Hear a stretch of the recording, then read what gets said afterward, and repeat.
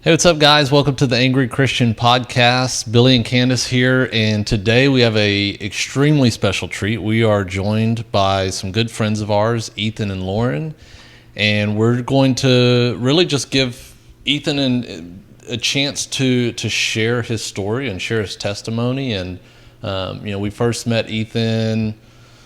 Well, we've lived in proximity for a little over a year now, but whenever we first actually sat down and had a conversation with Ethan, I think that was probably the most challenging Candace and I have ever had, and in such a good way too. That's not to say anything negative. It was such a refreshing conversation, if that makes sense. It was so refreshing to hear somebody that talked from just an honest point of view. No proclivities to say, and try to be sweet about things. It was so refreshing. It was so raw and authentic. And that's what I think, for me, that's what God wants out of us. He just wants us to be authentic. He wants us to be raw. He says in the book of Revelation, I would rather you be hot or cold.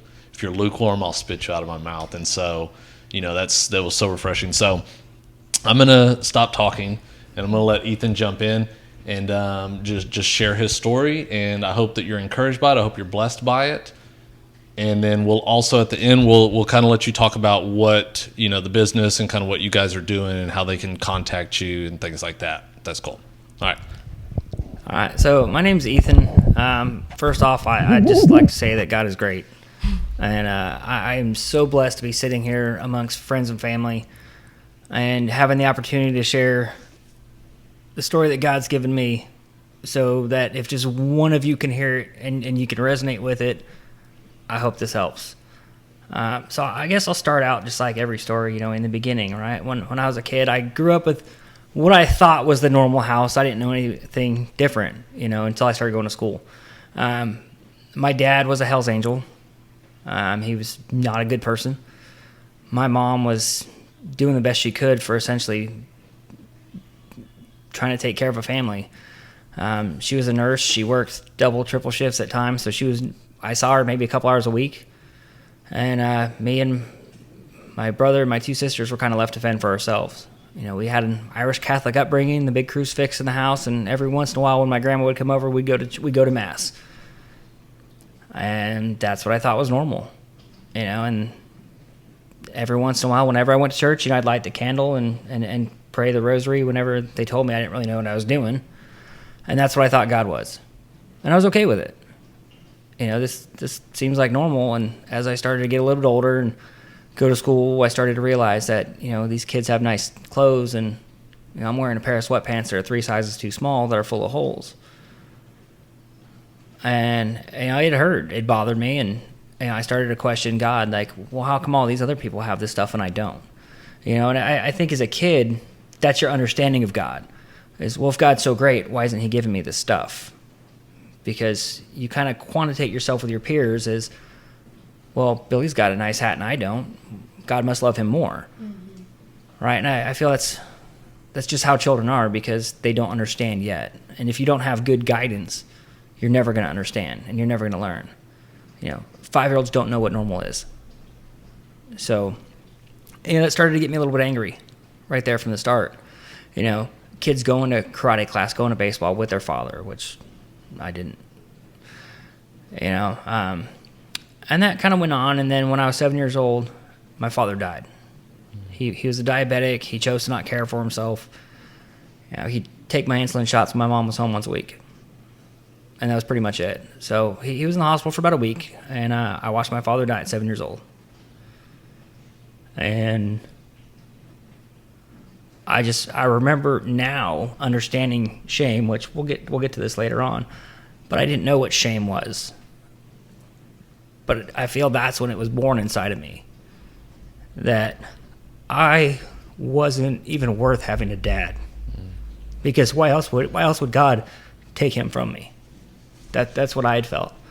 Why would this thing that my grandma swore to me that loved me take my father from me?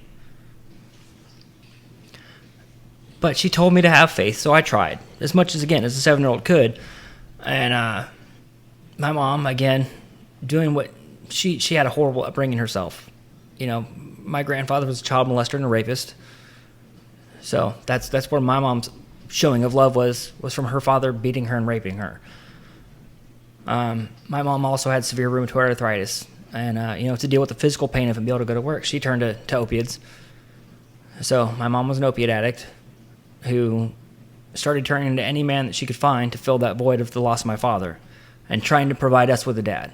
Again, this is the best she knew how, so he picked the flavor of the week that came through my house until she settled on one, and started out like the very charming, just kind of guy where we thought he was cool, and then it wasn't.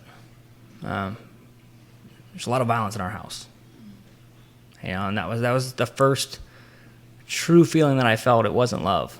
Like the first real rawness I ever felt was violence and hatred. And I remember arguing with him, and I got really mad because he was an atheist, and it was always, God doesn't exist. There is no God. You're stupid for believing in him. And it was just constant belittling. I would get beat up because I would read the Bible or I would pray. And I was hoping God would deliver me from that. And every time I asked, the beatings got worse. I had my ear pierced because that was a cool thing. In the early 90s, it was if you had your left ear pierced, you were cool. If you had your right ear pierced, you were homosexual. And if you had both ears pierced, there was something really wrong with you. So I remember him calling me a faggot all the time because I had my ear pierced. And I can tell you one time, I'm not going to go too far into this because we can go on for hours. But my younger brother didn't brush his teeth correctly. So I got woken up by being ripped out of the top bunk by my earring, called a faggot, got kicked in the face. And then he said he was leaving and it was all my fault. Then my mom got mad at me and yelled at me and told me how worthless I was, and that was the end of that night. And I asked again, like, where is God? Where are you? And I got no answer. At least at the time I thought. Now, he's always there. Yeah. Which, excuse me, guys, I'm sorry. It's really hard for me because it's a lot of stuff I haven't shared with anybody. Yeah. But he was there. I can't question why he does what he does. But I know that the entire lead up of my existence led to one moment that I would finally be broken enough to accept him. All right, so after that, again, we got into another discussion about God, and we was talking about Jesus walking on the water. And I remember him getting a bowl of water and a quarter. He said, okay, if you believe a man can float and walk on top of water, put this quarter in the water and tell me what it does. Ask God to make it float. I did. I prayed so hard. Wrong reason. I wanted to prove him wrong. I wanted to win. Right? But at the time, kids aren't necessarily have the gift of wisdom as you can as an adult, and some do, but I just didn't. And the quarter sank. It sank fast. And I remember what Tony had told me was, well, if this little quarter can't float, how can Jesus? Mm. And for some reason, that just, all the compoundness where I felt that God had left me alone hit at that one moment in time, and my faith sank with that quarter.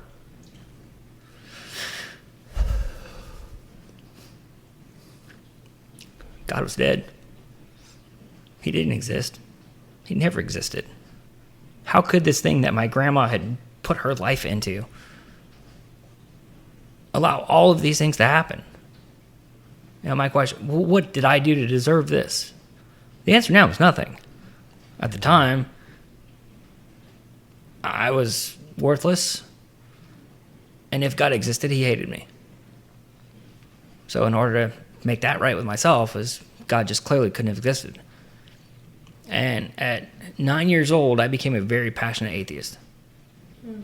Very passionate atheist. We moved from our little small World War II track home because the rent got too much, and we lived in San Diego off 43rd and University in Euclid. If anybody knows where that area is, and like 1991, 1992 area, it's not the nicest place to be. The Subway sandwich shop had bulletproof glass in it. And aside from the old lady that lived next door to us, we were the only white family within maybe 10 miles. And I had about a 3-mile walk to the bus stop. So it didn't end well for me most days. I got beat up a lot. I tried to make friends. I was 8 years old, and I got beat up by like at least a 40-year-old man and my bike stolen. And again, where was this God to protect me? He was nowhere to be found. Got jumped by a Hispanic gang right in front of a Catholic church. Again, where's this God? He wasn't there. And it just kind of kept fueling my hatred and my anger over the years. And we moved out of the ghetto and moved to a little bit nicer suburb type area, similar to kind of like how you would classify Magnolia, I guess, or maybe Spring. Still a little bit not as nice, but nonetheless, it was better than Acres Homes area type comparison where I lived. And I just never really gave much of a thought about it. And then there was a church there. It was Bancroft Baptist Church. And I don't know who decided for us to go, but somebody in the house did. So we went, and whatever Tony had decided, and he would change things all the time. Like I had an aquarium that I had a bunch of cichlids in, and I loved it, and he sold it to start an earthworm farm. Never happened, but nonetheless, he took it away from me so he could grow earthworms. So whatever he said was rule, and he went from nothing to a deacon overnight. And I would describe as like a wolf in sheep clothing.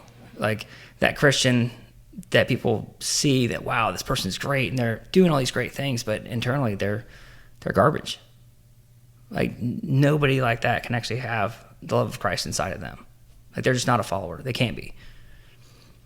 Because he was still extremely racist.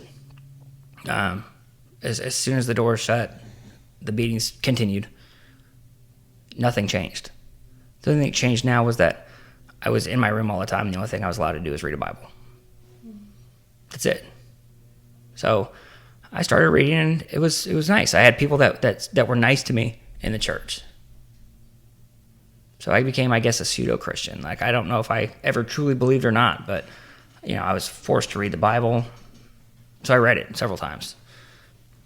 And that later on turned to kind of be ammunition against Christianity. Mm-hmm. Whereas, okay, no, I know your book. I know your stories. It's a good guideline. Don't be mean to people. But none of this is possible. Sure, Jesus must have existed. There's a lot of historical evidence about him, but the Son of God, no way. He was a nice guy. Probably helped out a lot of people, similar to like Martin Luther King. He went out and, hey, here's this people that's enslaved, and he went to try to help them. He was a civil rights leader is what I looked at him as.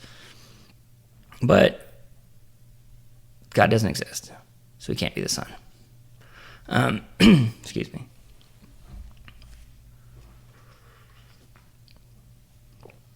And so we went to church. We did the Awana thing. I memorized the scripture because that's how I got rewarded and I got praise. Hey, if I can regurgitate these words, somebody's going to give me some positive attention. So I memorized them all. I don't remember anymore, but at one point in time, I could cite every book in the Bible and almost the whole book, because that's where I got positive attention. But I didn't look at it from a way of God is trying to feed me spiritually, and he's trying to awaken me, and he's trying to show me this love that I never felt. That there's an Offspring song, right? That I don't remember the name of it, but like, how can one little street ruin so many lives? Like, that's kind of how our church youth group was. We're all a bunch of broken kids from broken homes with no supervision. So what do you think a bunch of broken kids are going to do when they get together? Mm-hmm. Not take the word of God for what it is. Yeah. We're just a bunch of hooligans, and we'd get drunk at church on our youth groups and our missions. We'd get drunk, we'd have sex, we'd do drugs in church, because nobody ever thought anything twice. It was a bunch of old people. There was like 3 or 4 old people that had given their life to church, and they were naive. Mm-hmm. And it was a way out of the house. So that was the extent of that. Turn around 15, 16, I finally realized I was bigger than my stepdad, and he stopped hitting me after that. We got into it, and that was the end. And then I left home. So I went and stayed with my girlfriend at the time. had an apartment. It was a party house. We're in high school, and that's really all we did. Never even thought about God. I stopped being angry because I had my void, what I thought, filled with sex, drugs, and alcohol, and fighting. Like, those are all things that I liked. Violence was the first language that I understood. And this is an old cut, but it says sometimes violence is the answer. Like, this was it, and that's all I knew. So it worked out great. Like, we got to be in the ghetto. I got to fight every day. I got to get drunk. I got to have sex with people. It was great. So I thought. And but I knew there was supposed to be more to my life. Like, there's always been this nagging feeling that I need to be doing something more, but I can never place it. It was always do something good for people, not God. Because again, he doesn't exist. Right. Right? And if he existed, he's the biggest jerk that you've ever met. Like, he's not this loving God. It's not possible. And so after I finished high school, which was a miracle in itself, high school for me was something you'd see in like a bad movie. There's that troubled kid. When they vote for everybody to do things and who's going to be successful. Like, and I was voted number 1 to do 25 to life. Oh wow! And this was a school that we had. It's not like in Texas where they have cops at every school. Yeah, they don't have the police force to do it. We had cops at our school. We had razor wire, and there was gang fights daily. And out of all of those people, I was the one that was picked. Like, no, this one is to be the. If he makes it to 20, it'll be a miracle. Wow. And I was just so full of hurt and hatred, and at least 50% of that hatred was towards God. And then I joined the Marine Corps. My vice principal helped me out at school, helped me get on track to where I can at least graduate. Hey, you know what? Maybe if we can send him to war, we can keep him from going to jail. Maybe, I was his one thing that he could look back on his career and say, this kid made it somewhere. So at 17, I joined the Marine Corps. And I had my mom sign the papers for me for the delayed entry program because I was too young to join on my own. And I haven't really talked to her. We had kind of like a falling out. She started to develop a relationship with Christ.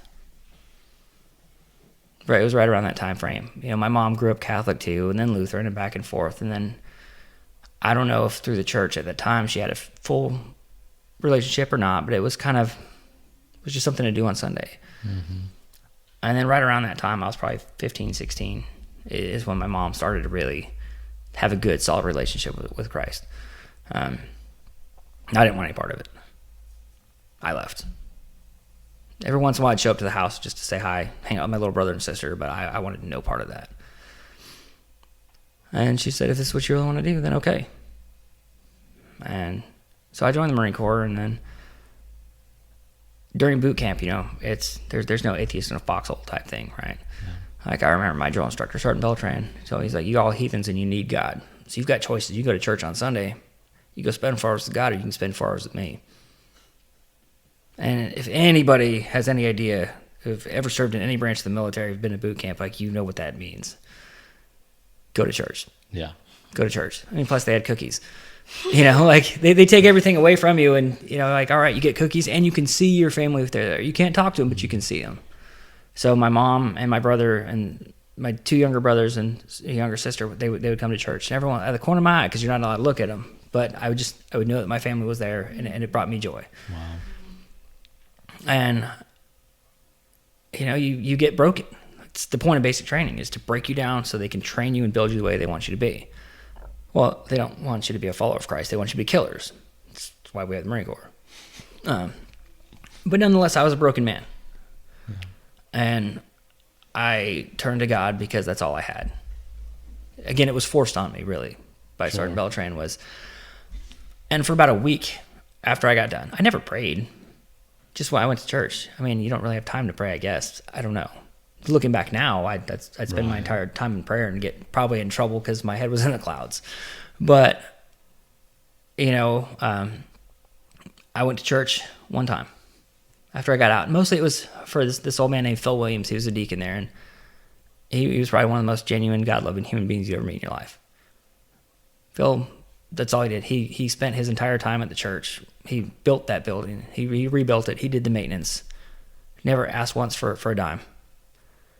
His wife sat in the truck with their little dog, and Phil did all the maintenance on the church by himself. He was there didn't matter. Any time of the day you could see Phil's truck was there. Mm-hmm.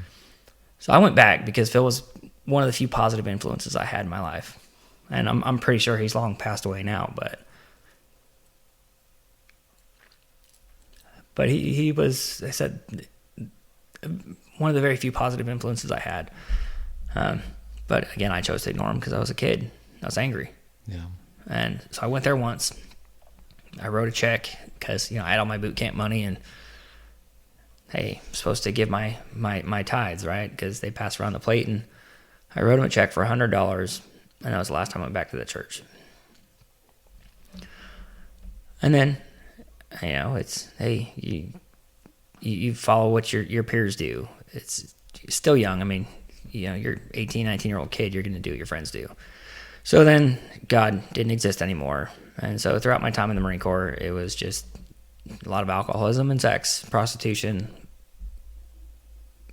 You don't want God around your shoulder when that's happening while you're sitting there drinking a 30-pack and having sex with hookers. Like, you don't want God there.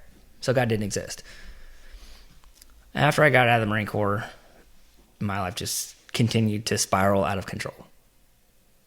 I could come up with every excuse in the world why life is just terrible.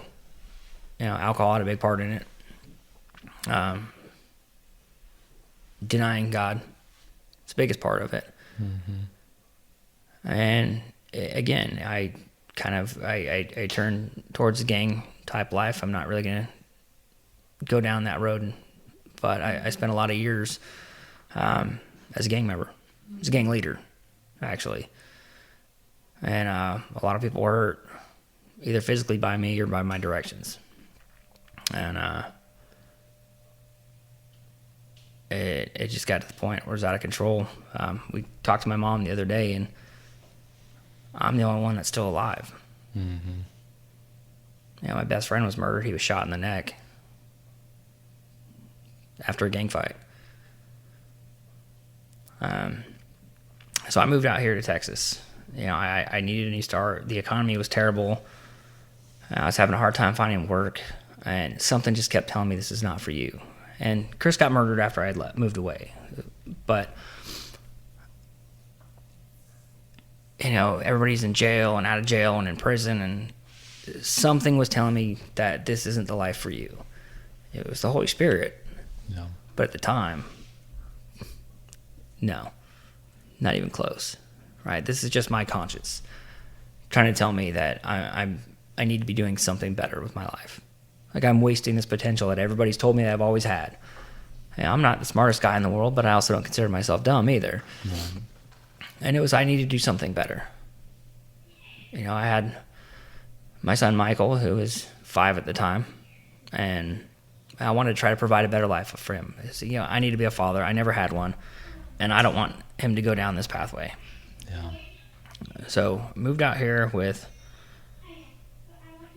my then soon-to-be first wife, who was a former heroin addict and a gang member. And we had a son. Well, she got pregnant. When she was 8 months pregnant, I married her for insurance because I didn't love her. Actually, at this point, I didn't even like her anymore. It was just, babies are expensive. Mm-hmm. And I have insurance at work, so if we get married, then I can afford it. I can pay to have this baby be born. Yeah. And so we got married in a courthouse, and it didn't feel right, but I knew I had to do it financially. Financially, it was the right move at that point in time. But so we got married, and I had David, and things were good, at least for that moment in time. He was a huge blessing, and that kid's life story is a whole nother podcast for another time. But I can say that recently, my fiance Lauren here helped him out. I mean, we've all been working, but she's been a tremendous example in our household. And David's had a hard time, and through her just continuous, relentless witness. She was able to help guide him to where he's at a church group right now. Wow. So I know she's being silent right now, but this woman right here has definitely played a huge part in changing all of our lives. And so That's awesome. her example has actually led our entire family to Christ and to be disciples. So That's so awesome. every morning I thank God for her. So this is who she is, and I really apologize for not introducing her earlier. But so after I had David, things were good for a little while, and then it just continued to get worse. She had a very complicated delivery, so much so she had to have almost a hysterectomy. And the addict in her was still very much alive, even though she wasn't using. Because she was in pain, she convinced the doctors to give her hydrocodone. And it went rampant from there to where she would empty her bank account to go buy pills. And end up incurring debt with people in the neighborhood that I had no idea about, to where, we owe this person $1,000. How? Because I bought a bunch of Vicodin from them on credit, on your credit. So we got divorced shortly thereafter, and things just continued to spiral out of control for me. The alcoholism got worse and worse, and again, another story for another time. My oldest son, Michael's autistic, and he was not doing well with just the dynamics at the home. And him and my mom had always had a really close relationship, and he was close to his grandma. Well, my mom, and again, I don't want to paint her out as a villain because she's not at all. She's a wonderful woman, and she did what she knew how. Like I said, remember back when I was about 15, 16, she gave her life to Christ, and she got back from Israel and did a mission trip over there, and for the last 20 years, at least, longer than that probably, she's been doing God's work. She's working on her bachelor's degree, and I don't even know what theology, I'm not sure. Wow. I don't know what it's called, but she's studying the Bible for a degree. When we spoke to her the other day, so her best friend Rose, since they were kids, they still, and Rose is a wonderful woman of Christ. Every week they have a prayer meeting, and they have for the last 30 plus years. And she said for the last 20 years, Rose and I have been praying for you.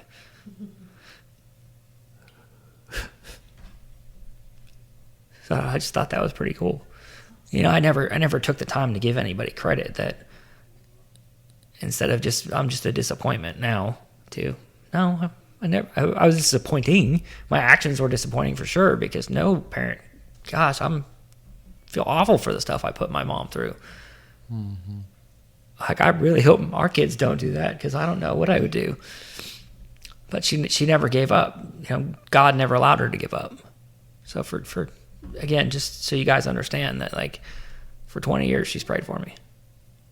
So, sorry, I lost my train of thought there. Where was I? Michael, and he wasn't doing well. Right. Okay. So, and my mom, her now husband Mike, is the best thing that's gone into her life. Mm-hmm. Mike, I was friends with his son in high school. They moved in the apartments that my mom lived in, and they started dating, and it's been about 20 years they've been together and married. So Mike's a phenomenal man who, if everybody wouldn't mind, let me just interject real quick, pray for Mike and my Uncle Harold. They were tearing down a barn and it collapsed on them. Yeah. They had some pretty significant injuries. They're doing okay, but my mom's the only one there to take care of them. So if you guys can just put all three of them in your prayer list, I would really appreciate that. But Mike's in the retired Navy. He's got TRICARE, and California has a lot more opportunities for special education than New Caney, Texas did. Mm-hmm. So Michael went to go live with my mom. He was happier that way, but he always knew me as dad, but then I was still just like mine. I was disconnected. I was busy worried about my own stuff, like drinking. Yeah. Let me get drunk and let me pay rent. And that was my concern, was let me take care of my family. And to me, I'm a righteous man, because I'm making sure my kids are fed first. Mm-hmm. That's it. And I met this other woman, and that's kind of irrelevant. But needless to say, that Michael went to live with my grandma, and David went to go live with his biological mother. And that was another turning point, to where I lost complete control of what I thought I had in my life. But I was trying to do better, right? I'm like, you know what? I don't have my family or anything else, and well, let me try to give back to my fellow man. Let me fill this void again. And so that little voice in my head says, you need to be doing something better.